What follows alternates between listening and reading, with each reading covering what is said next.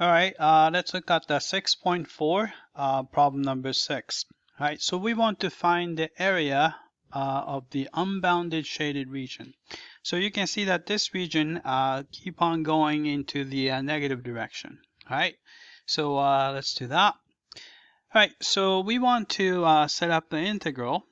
All right, so area is going to be integral. All right, so it's starting from negative infinity. So we're going to have to start from negative infinity and all the way to 0. So 0 there. All right, function is 4 over square root of 2 minus x with respect to x. All right. Let's apply a substitution to make it look a little bit simpler. So I'm going to let u be 2 minus x, right? Then go through the usual drills. Take the derivative of u with respect to x. This is going to give you negative 1. And then take the reciprocal of both sides.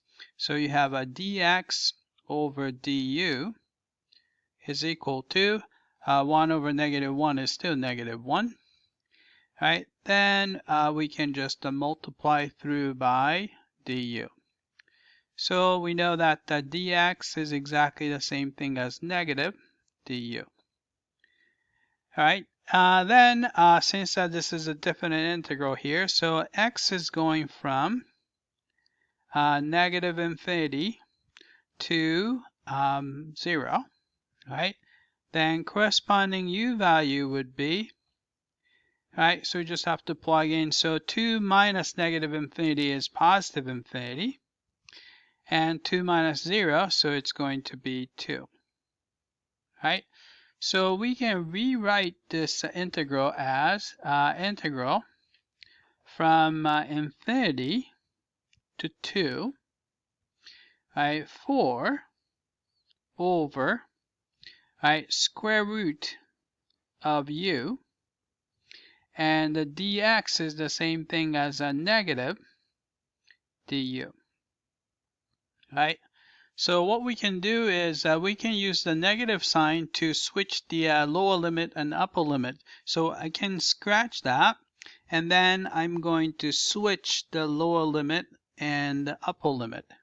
So this is going to become integral from 2 to infinity. So we switch the lower limit and upper limit. And I'm going to rewrite this as 4 is just a number, so we can actually kick 4 out. Right, 1 over square root of u is u to the negative 1/2 power. And then we just have du. Right? So in this case, the troublemaker would be here. You have an infinitely long interval, so I'm going to replace that by b. So you have 4 is already there, right? So I'm going to put 4. And then I'm going to take the limit as b approaches infinity. And you have an integral from 2 to b, right? So troublemaker is replaced by b. Then you take the limit, right? Then you have u to the negative 1/2 with respect to u. Right? Let's go through the antiderivative. So you have 4 times limit as b approaches infinity. Right? Antiderivative of u to the negative 2 would be add 1 to the power. So u to the positive 1/2. Divide by 1/2 is multiply by 2. Right? Then you're going from 2 to b. Right? And 2 is just a constant multiple. I'm going to combine that with 4 already in front. So that's going to give you 8. And then you have a limit as b approaches infinity. Right?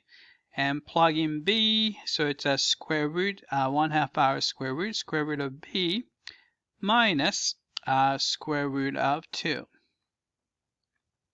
right? Then you can see that the b is going to infinity. So you can see that this guy, so b is going to infinity. Square root of infinity is still infinity.